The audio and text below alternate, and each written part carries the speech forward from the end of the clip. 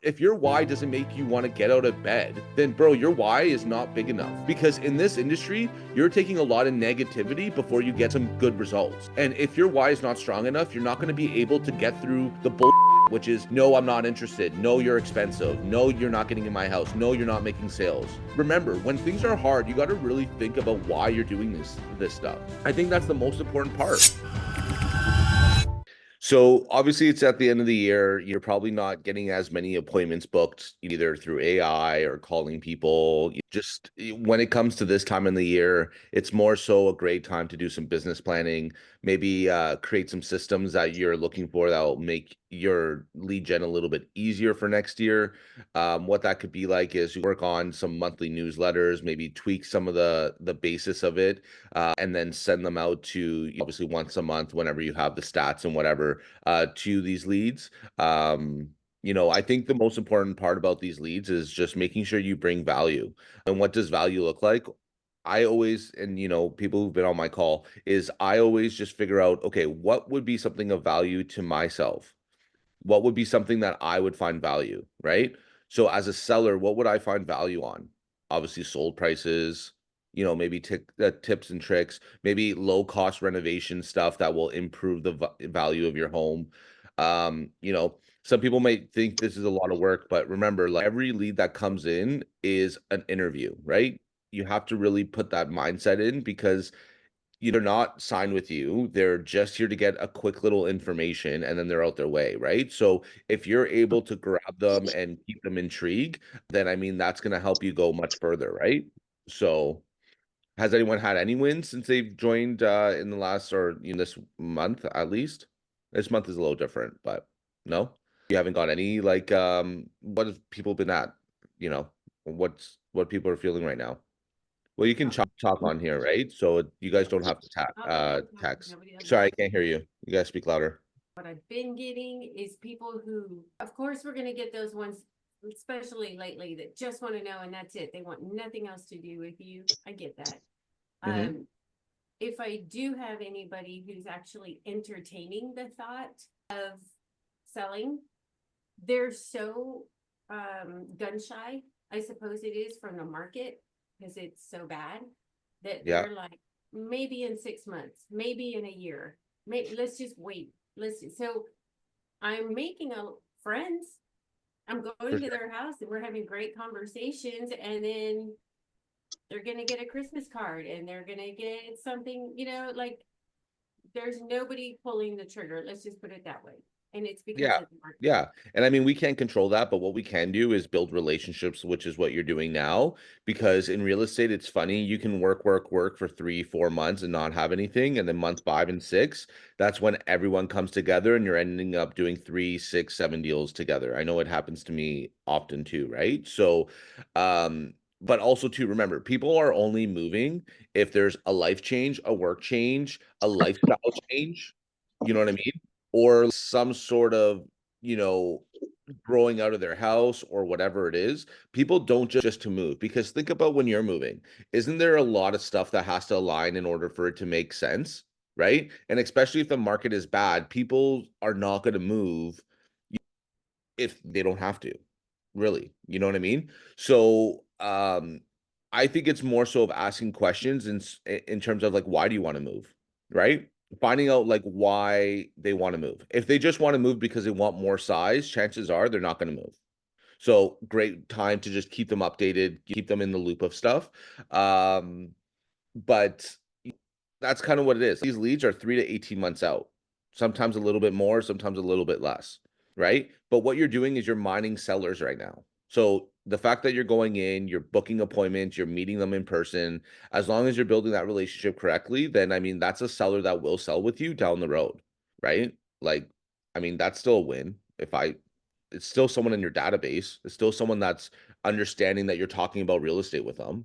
So I Yes, think I that's still a win. but I'm not. Just When they talk about numbers, like, okay, out of so many people, you should have made this many appointments and then you should have this many. It's not happening. And so that's the part I worry about. But I did want to ask, one of the very first things you said was you can have these contacts, but what are you giving them of value? And it really resonated with me because I have like, I'm putting these people that I've met into my CRM, and I've got Yeah. people from rentals and everything else. What I don't understand is how I've got, let's say I have 40 people that could do something, right? You don't give them all just a generic something of value. It has to be pretty much tailored to them. How do you keep up with that? And what are some of the things that you're sending them that isn't going to take me hours and hours to individualize every week or every month? I don't know. So for me, I have a system where I can put, in their home address in a system where once a new listing comes out or something gets sold, it automatically sends to them. So, I mean, that's something of value. Number two is maybe you give them a seller guide. If you don't have a seller guide, maybe you create a seller guide, right? And kind of go through there. And then what are the things? It really just depends on what's in that conversation, what's important. But the two things that we do is definitely check in with them, right? We definitely send them anything that lists and sells. And then at that point, we're just building the relationship. So I'm calling them maybe once every 2 months and just saying hi. Or if I see a good sale in the neighborhood or a listing that just came out that's comparable, I'm calling them to say hi. And I think what a lot of people forget is that you can also, just because they're not ready, you can call and see, depending on your script, you can call to see, hey, you know what, I totally understand you're not ready, but do you know anyone that I could help in this marketplace? There's a lot of agents that don't know really what to do, and not able to help people. But as we've been chatting for a while, and you know that I lead with service first, and I'm always making sure that you're okay. Number one, is there anyone that you know in your sphere or you refer sphere or in your work cycle, or anyone that I should talk to and educate them about real estate? Right. And also too, like, if your scripts are not getting you somewhere, then maybe it's the scripting that you're saying. Yes, sometimes we can't like make people move. That's not the whole point. But in 2023, which was a really bad year in our real estate, and I would say this year at the beginning of the year was a little bit tough, I was still doing transactions. People are still doing transactions. So it's just really trying to figure out what are you saying, maybe what nonverbals are you giving out when you're there to kind of not get them to moving forward. And I think it comes down to asking them questions. Because remember, no one's going to have you in their house if they're not thinking or ready to move in the next little bit. Would you have someone in your house if you're not thinking about it? No. So then if they have you in your house, they're thinking about it. Okay, the market's bad, but maybe at this point the market's bad. This is a great time to maybe upsize, because now if the market was good, the money difference would be a lot more, right? So I think it really just depends on what they need. And remember, you got to piece everything together, right? I want to quickly offer an insight that I generally do to Sure. Melissa, and hopefully that is helpful. Melissa, I don't know if you have access to, I think everybody does in US, which is this the RPR website. So what's RPR? Yeah, let me just share my desktop. That way you can see what I'm sharing. Hopefully I shared the right one. Are you seeing this web portal that I'm sharing? Yeah, we are. Yep. Okay, so this is the RPR. This is the NAR, National Association of Realtors RPR website. What I do as a follow-up strategy to all my lukewarm leads is I would, just come here, put in their address, and screenshot this and create a flyer like this. And I would do two things based on what if I have interacted with the lead at all. If I have interacted with the lead and I do feel that this is a lead that would sell in the next 6 months to 8 months, then I would send them a hard copy. And this is the QR code for the hard copy thing. They would get this. If it is not, if it's not a lead I've interacted, but I do feel that this is a potential based on what they have actually submitted in the survey. That is, if they've indicated that they will sell in the 6 to 12 months time or something like that, then I would put all of this information in an email and send it to them, right? And at that time, it's not a QR code. This actually becomes a link. Just wanted to share this as something, and it's a value that you give them.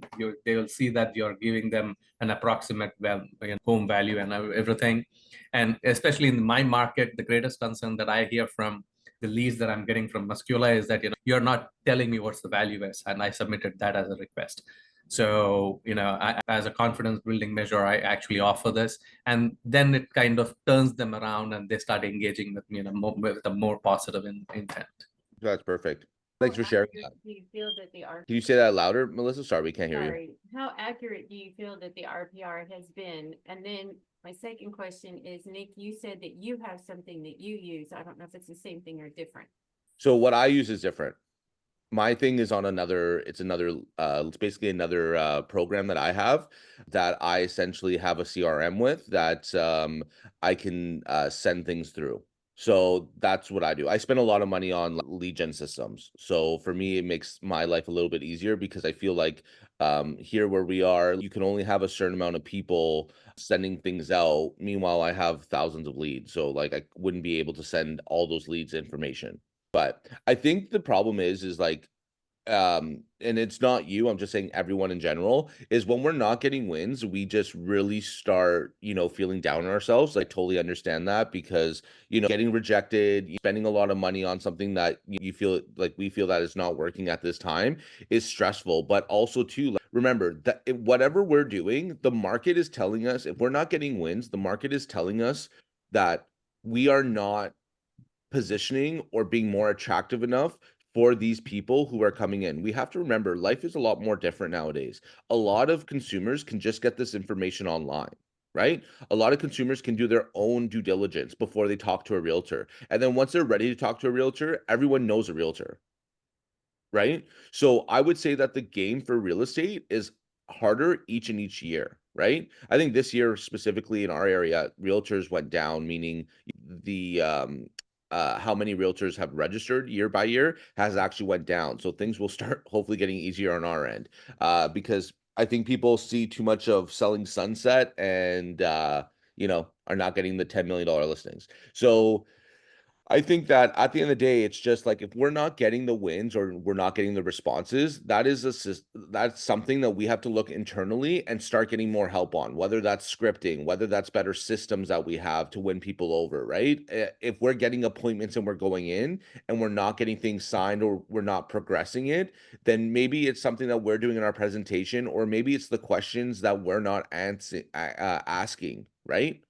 Like maybe it's questions that we are not asking to unlock the next step of why they're having you. Remember, when we have problems, I have an issue, meaning like I want to sell, but I'm not ready yet. I'm kind of putting my foot in the pond. What would make me want to pick someone to use to help me and my family?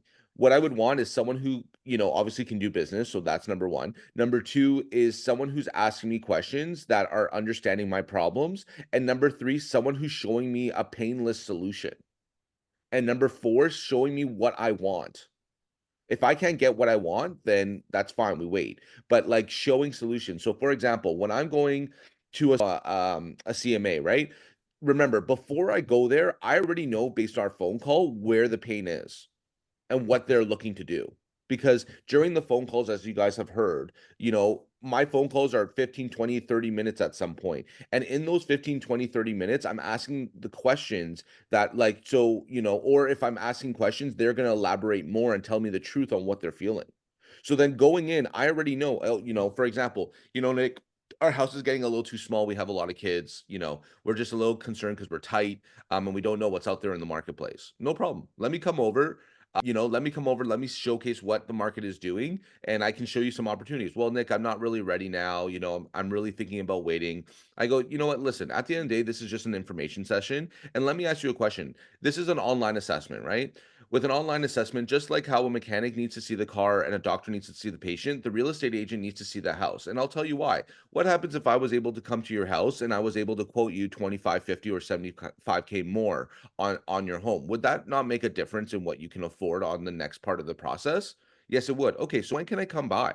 Do you see how I like change it a little bit? And I think it comes down to scripting and confidence, right? Like if you're not confident in what you're saying, or you're kind of not being very strong in the way that you deliver, I mean, people can pick up on that. And remember, if they're having you in, chances are they're having another one or two other people in to see who's the best fit. I know I would interview a few people. unless I hit it off with the one person right away and I like them, right? You're up. Nick, can you hear me? Yep. Hey, yeah, sorry, I'm doing something, but I'm multitasking, I guess. Yeah, so I just wanted to chime in really quick. Yeah, no, you're absolutely right, man. The scripting is everything, man. And you're absolutely right about the different challenges every year. It gets harder and harder, so we have to keep changing our scripts, adjusting, maintaining it, I guess. Thinking of new ways to get their attention, right? And have those conversations and get to the next phase and the next phase.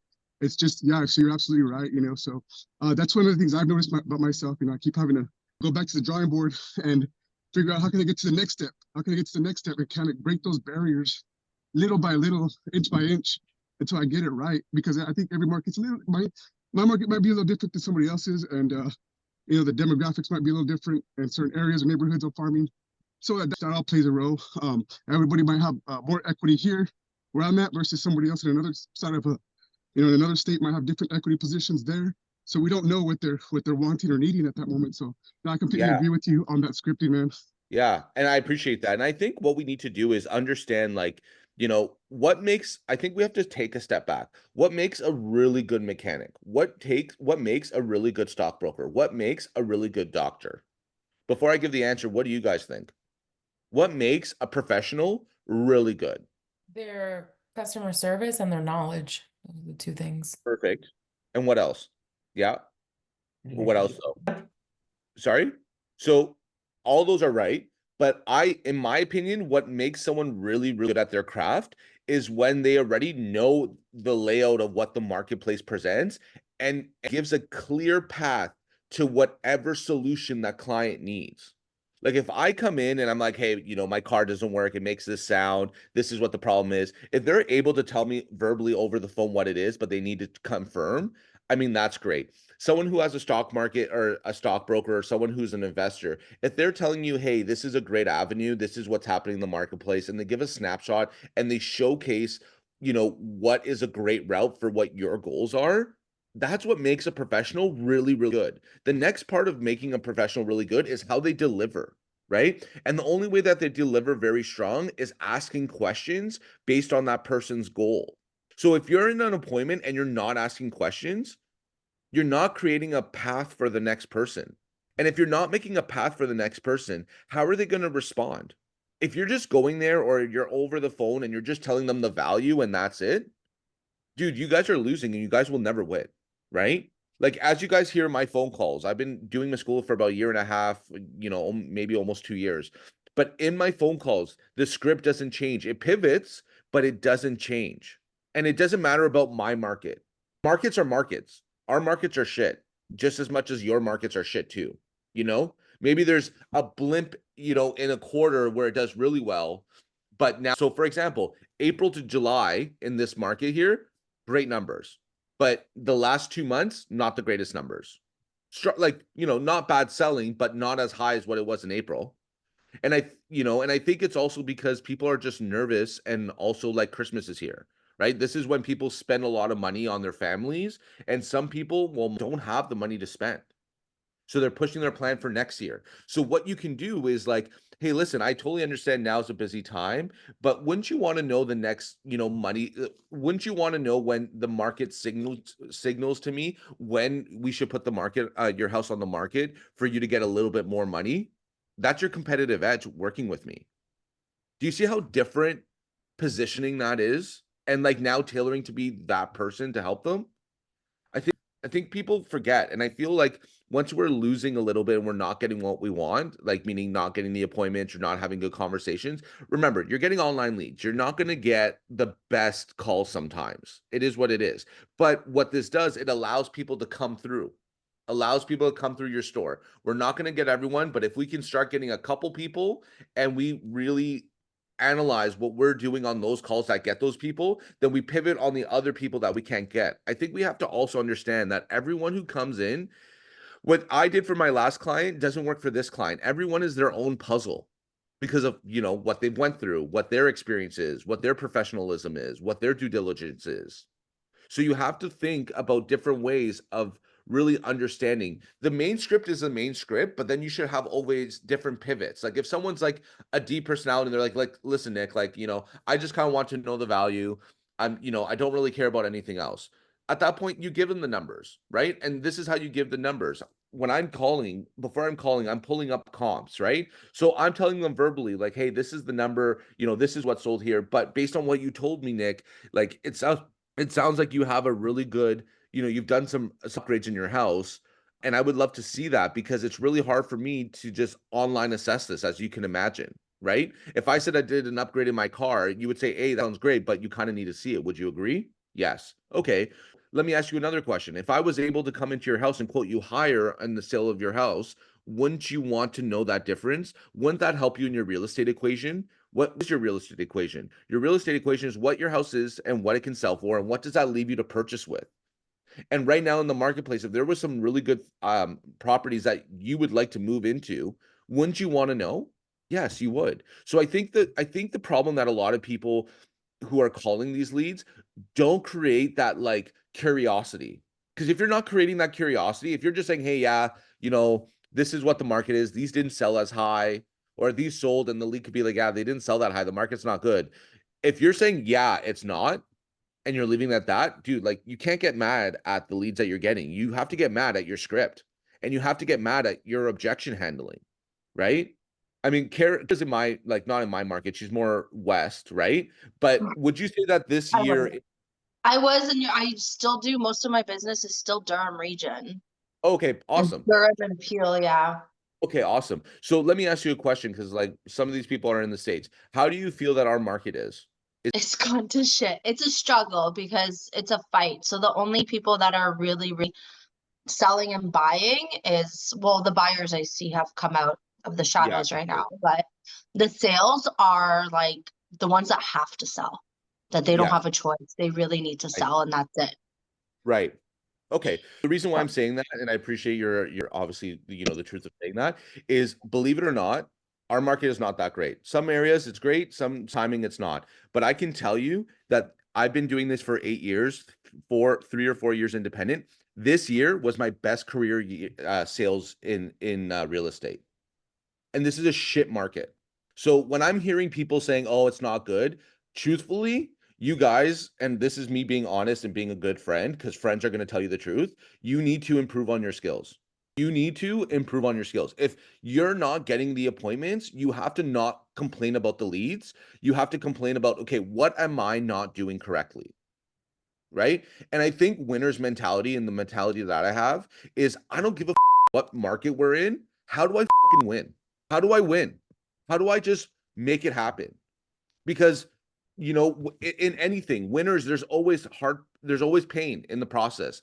And there's always pain that a lot of people can't get through. How do I get through it? Okay, if the market's shit, that means I have to spend more money to get more people to talk to. More ads brings more people. More people bring more opportunity. Okay. Other than that, I'm calling more, right? If I'm only doing, 10 or 20 contacts a day and I'm not winning and I'm losing, I need to do 30, 40, 50 contacts a day. If you don't have the leads, either A, spend the money, or B, start calling the people that you know, or figure it out. You have to figure it out. Like, this is an industry where no one's going to fucking hold your hand. And if you're not going to perform, you're getting out. And if you feel like that's the hard truth and you can't handle it, maybe you need to get out respectfully. Because if you keep creating excuses for yourself, it's only going to hurt your mental health and you're never going to get forward. So if you're still here and you want to make this a career, hire a coach, hire me, hire someone that you know that will be able to help you, guide you through what you need. And if you're not getting somewhere, maybe it's because of the value you're bringing. Maybe you need to work on a seller's guide. Maybe you need to wake up in the morning a little bit earlier. If you have kids, the house is quiet a little bit, wake up a little bit earlier. Once they go to school, scan the market, go online, talk about opportunities. Like, guys, we live in a world where you can make so much money from your phone. And I know people that only lead gen through social media and doing very well. So, I mean, I just get annoyed sometimes when it's just people are telling me they're not winning. They're not winning because they're not listening to what the market's doing. If I walk into a wall and I bang my head and I bang my head again and I bang my head again, like, and the wall's not denting or, it hurts, then why am I going to still bang my head against the wall? Just don't understand, right? And it's hard. right? It is hard, but winners are going to win. And what do winners do differently? They try, they fail, they think for a second, they see what the problem was, and they create a new opportunity or a new route to see what's different. And in this business, you're going to try things that you're going to see what sticks on the wall. If it doesn't stick, you change it. If it does stick, you keep it, right? So I know that was the harsh truth, but I mean, I think we all need to hear that, because in real estate, you are an entrepreneur, you are a business. This is the business world. If you're opening up a convenience store, you're opening up a car dealership, you're opening up whatever the hell you're opening up, these are the same problems that you're always going to have. Your competition is going to be better. This is going to be better. Oh, people charge too much, or people charge too low. I can't make a profit. Those are all excuses. Figure it out. If your why is super important and is a big why, and what your why is, why are you waking up in the morning and choosing to do one of the hardest careers every single day that doesn't come with any support, doesn't come with any guarantees that you're going to make money? Why are you doing it? And if your why is just making money, you're getting out of this business. Like, making money is the benefit of doing well. But my why is obviously, I want to, my dad was a builder. My dad passed away 11 years ago. I learned life at a really hard young age and learned what it was. My mom was a housewife. When my dad died, we had to, pay like out of pocket for his, funeral, and then buy my mom's spot as well. So we didn't have health insurance. So at 22, I had to see what it was. I was working 2 or 3 jobs while I was getting my real estate career. And I wanted to do something in real estate because my dad took me to construction every day. So I wanted to pay tribute to him. So when I first got into the industry and I sucked, what did I do? I joined my mentor's team. I joined, I basically joined, people on their journey that was doing really well, be friends with them, learn from them. If someone was really good at open houses, I would go and shadow them on open houses. Maybe I would go spoil them and bring them out for a good night out, and I would ask information and learn, right? So my why is I want to make my dad proud and my parents proud, and also build a really great family and something that my kids can take over when I have kids, right? So if your why doesn't make you want to get out of bed, then bro, your why is not big enough. Because in this industry, you're taking a lot of negativity before you get some good results. And if your why is not strong enough, you're not going to be able to get through the bullshit, which is no, I'm not interested. No, you're expensive. No, you're not getting in my house. No, you're not making sales. So, like, remember, when things are hard, you got to really think about why you're doing this, right? I think that's the most important part. You figure it out. Like, life is hard. There's no easy route. Even if you're being employed as an employee, there's no guarantee. You can work for 2 or 3 weeks. You could be a great employee, but they could fire you because they don't fucking care. So at least with real estate, you're able to control your employment. Now it's like, how do I produce? And let me tell you, there's enough business in this, like in this fucking industry, that you can make 2 million, I can make 2 million, and everyone else can make 2 million. There's enough people. There's enough people. And I think before you start lead genning, this is what I did to change my mindset. My job is to talk to 20 people that I can help today. How can I help 20 people today? Right? And I think that, like, before you get to the help, it's like, okay, practice scripting. Talk to yourself. You know how many times I was in my own house and my wife's like, Nick, who are you talking to? I'm like, I'm talking to myself. Like, I'm trying to figure this out. Or call someone that you can just practice. Call another agent that is at this, higher level than you or same level, and you guys practice, right? Like, I don't think people really understand. I think people are just picking up the phones and calling. And like, if you don't have a plan, meaning you don't have a script, you don't know how it's gonna go, then how are you gonna get far? That's what I don't get. So just before we go, right? I'm gonna pick random people here and I'm gonna give you an objection, and I want to know where you're at. I'm just trying to think here. Okay, I'm gonna go to Tim. Tim, are you available to chat? Go ahead. Perfect. Okay, so we're on the phone. You've already kind of give me, like, you didn't really say a number, but I'm interested in having you in, but I'm just not there yet. Okay, so I'm gonna just give you an objection here. So, hey Tim, I really like the information you gave me. You're a really great person. I just don't know I'm there yet. For me, since the questions you asked me, why did I want to move? I want to move because, my house is a little bit too small. Was a first time buyer. Now we have one kid, which is great. We have a boy, and our house is not serving our needs, but the market's not great. So I mean, I don't really know what to do. Yeah, no, those are very points, but shit. Okay, yeah, you caught me with hands down there. I had No, a it's okay. Let's response, try it but again. Let's try it yeah. again. Let's try it again. So, what should I do, Tim? I mean, if we brought you an offer in the next 6 to 12 months that made sense, ultimately, would you at least take a look at it, or would you rip up that contract, and not even consider it? Well, I'm not there for the contract yet, but I mean, obviously, if someone brought me a good offer, I think that would make sense. Yeah, I mean, and at the end of the day, we can only go based off of what makes sense. However, right now the market is a little bit slower. We're seeing that our buyers are able to get much better. Much so, if we find you in a property that fit all your needs and the numbers made sense, would that be something that you'd be considering? Or yeah, no, I can't. Yeah, I'm I mean, fumbling on it. you're in the right ballpark. I like where you're going with it, and and great job, right? You got it. So I think this is what I would do. Okay, so hey Tim, I totally understand that the house is not serving your needs at this point, but this is what I can tell you, right? It sounds like you're outgrowing your house, like you're telling me right now. Yeah, the market is not the greatest, but in your scenario, the market is actually the perfect force for you to upsize. Can I explain? Perfect. Yeah, The reason really great at your part, maybe you're taking a little bit less on your house that you would expect, but your upsize, which is more space for your family, as you were saying, you were having a boy that's 1 years old, and if you're planning to have more, that gap, if the market was really good, would be a 250K more upsize purchase. But now with the market not doing as great, so like I said, you're going to take a little bit less, but that also means that the upsizes, the bigger price points, are taking a little bit more of a hit. So this is actually, instead of spending 2 or 250, you're probably spending about 100K more on a mortgage to help you get with what you want. And if you choose to get, something that is that needs a little sweat equity, you're laughing. Can I come by and show you these opportunities? sure. Do you see what I'm saying? Do you Yeah, see like that goes? And I wouldn't be telling people, like, if the market's not good, just be like, hey, listen, I understand that your expectations, you were hoping to get a little bit more on your house, but right now, yes, you're taking a little bit less, but so is everyone else. So if you're looking to upsize, this is actually the perfect storm for you, right? And if someone's saying that to you over the phone, are you like, who the fuck is this person? This person actually has like the best route for me.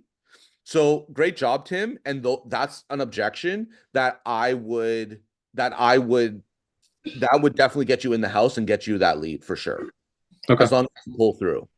Yeah, But thanks. do you see, like, no problem, Tim. But do you see how, like, hey, he had a problem? Okay, yeah, the market's this, but here's your route. Did you see how easily you point that out? And that's what it is with every kind of lead right now. You know what I mean?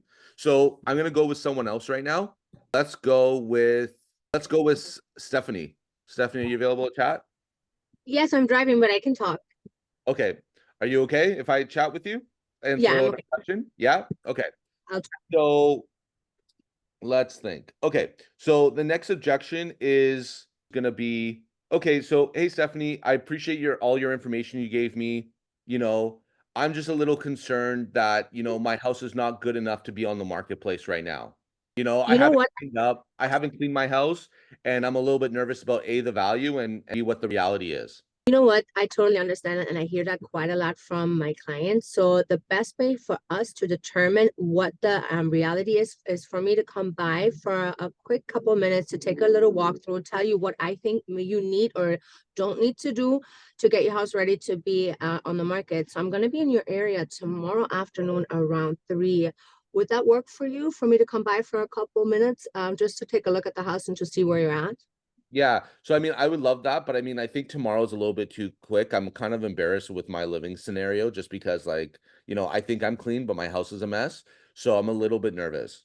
Okay, I totally understand. I'm gonna be back also on Saturday. Would that work better for you, for me to just drop by some information and just take a quick look? Don't worry, you don't have to be embarrassed. I see a lot of crazy stuff. I'm sure your house is much better condition than many of the things I've seen.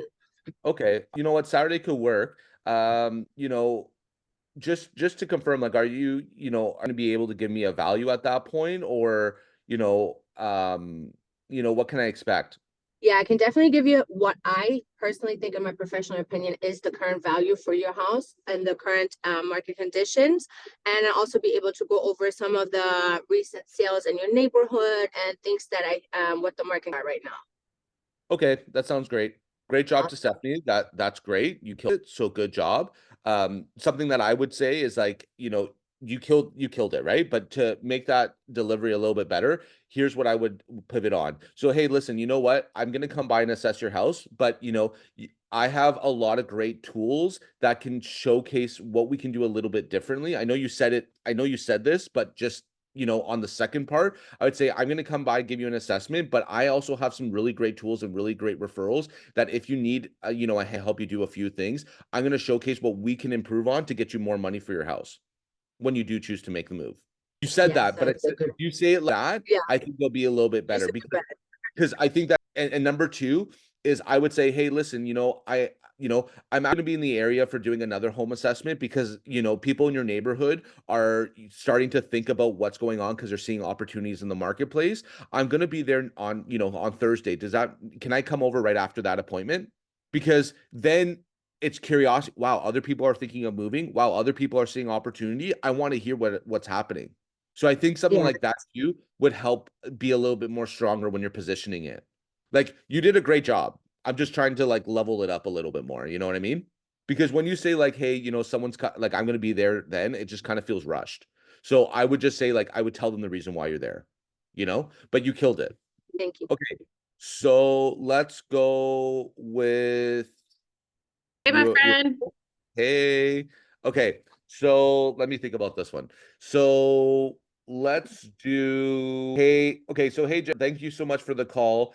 During the call, as I mentioned, I do want to build wealth through real estate. I mean, I am kind of happy where I am. But I would consider learning a little bit more about the value, but I'm not sure if I'm going to move yet, to be honest with you. Totally understand. Totally understand. It sounds like one of the most important things for us to talk about is what is that number that would make you want to sell? What is that number that you're looking for to get from this house? Do you have a number in mind? I mean, like everyone wants $2 million. I don't think my house is worth $2 million, but I would say that I don't really have a number in mind. I just kind of want to see what my house would be assessed to see what opportunities, could happen. Maybe we move or maybe I pick up an investment property. I'm not too sure. Oh, I love that. I love that. Okay, so you're definitely savvy. You definitely have a good head on your shoulders. I love that. I definitely think we can work together. So I think one of the things that could be of value to you, what if I come by and we go over some different options for you? Let's say, for example, we put the house on the market and at this time we can get top dollar, or you stay in your home and we could get an investment property a second option. It sounds like you're open to many different options. Does that sound like something that you've already thought about? Yeah, like I mean, either if I can get what I want and upsize and get the next house I want, that's great. But if not, I'm sitting on some equity. I think like the market presents some good times right now, and I just want to see what's kind of out there and what I can do to build my family's wealth. Perfect. I'm talking to a lot of homeowners and I find that many homeowners are sitting on about 300,000 of home equity. Okay. How does that number sound? I mean, yeah, that sounds great. But really, I just want to know if I can get what I want, if I can sell this at a good number, to figure out if I can upsize in the right space that I want, or if I can't. I wonder if there's any good investments that do present some good cash flow opportunities. Well, I'm excited to meet you. It sounds like we have some really good things to talk about. What does your schedule look like on Saturday? Maybe about 9 o'clock. Saturday, like I like to sleep in. Sunday work at like 11. How about Sunday at 1? Yeah, that's fine. That would be great. I'm a morning person, but I love coffee. Okay, So perfect. Sunday at 1 would be fantastic. Why don't I come by and we go over some different options? Yeah, that's fine. And we go from there. Yeah. So great job, Jennifer. Really, really think that was a pivot because I know that there's a few things that I threw out there. So great job. A few things that I would say to improve on that is number one is I wouldn't have just jumped in saying, hey, if we put your house on the market, and sell it for top dollar, I wouldn't have jumped into that right away. What I would have said is, hey, listen, I'm going to come by, which you pointed out, I'm going to come by and assess it. And I'm going to do one of two things. I'm going to showcase what's available in the market and what we can do to help sell your house for top dollar. And number two, I'm going to show you some good opportunities that make sense for you. But let me ask you a question. If you're going to do an investment route, right? Because you're open to it, what's important to you? Do you want more cash flow or do you want more equity? what would be a good, investment in your eyes? Obviously both, but it's really, it is possible, but obviously those opportunities are very rare to find. So I would kind of do it that way, because then you would get a little bit more. Remember, when you're asking these questions, you're just trying to pivot and get a little bit more questions so you can figure out, how to get it done and like learn more about them, so that when you're going inside the house, you already know what route you're bringing the showcase so you can get the route done. Yes. Right? I wouldn't jump like, sell, we can put your house on the market and see what it sells for or whatever. Like, I know you didn't say it like that, but I'm just saying I wouldn't say that, right? And Mhm. I would also say, like, in that question, well, what do you want to get in your next house? Because Mhm. you can bring comps out, right? Oh, because I would have said, yeah, I'm looking for a 4-bedroom, 4-bathroom with in-ground pool. I want to entertain more. And then you could have went through that whole thing too, right? So it's just making sure you're asking questions, and don't assume the investments or don't assume what they want to do. Ask the questions before you Okay. like that route. But other than that, you guys killed it. You killed it. Killed it. So, and you guys can hear my in my calls that I do throughout the year, and every time I do, this one's different because we're at Christmas. But you can see in my calls that I have so many different, objections that handle that come through that I deal with all the time. And I think, everyone was doing a lot of great, scripting from that, and they took some of those calls into some of these objections that we had. And honestly, I think everyone did a great job on them. So kudos to you guys. But yeah, I mean, that's pretty much it. I know that I said that this was about 20-25 minutes, but I went a little bit longer because I was passionate about it. But I have to hop off now because I'm going to be late for my revisit. Classic Nick. Yeah, if you guys have any questions, let me know now, or, I'll see you guys in the new year and we can kind of go from there. Questions, man. But thank you so much for being honest and truthful and with us and helping us with the just all the information about how to be a better agent and how to add value, scripting and whatnot. And so I really appreciate that. So I hope you have an awesome holidays here and happy New Year. If I don't talk to Yeah, you before that. you too. And honestly, my goal is just to make sure that everyone has support, right? Sometimes, I love you guys, so love is going to be tough love sometimes, right? So, I just want to just make sure that everyone knows that they can do this. Like, it may be hard, but we can all do this. That's why we're here. We all chose real estate to be that vehicle to get us into the better life. Yes, it's going to be hard, and yes, it's not going to be easy, but once you find that system out that works for you, you can be very successful, and whichever way that looks like to you. So I hope everyone has a great Christmas. Merry Christmas to everyone, and I cannot wait to see you guys in the new year and helping you guys slay that. And if you guys have any questions from now to New Year's, just hit me up on Instagram, Moretti Real Estate. And I am so happy to be in business with all of you guys and girls, and I can't wait to see your success in the new year. So take care and Merry Christmas.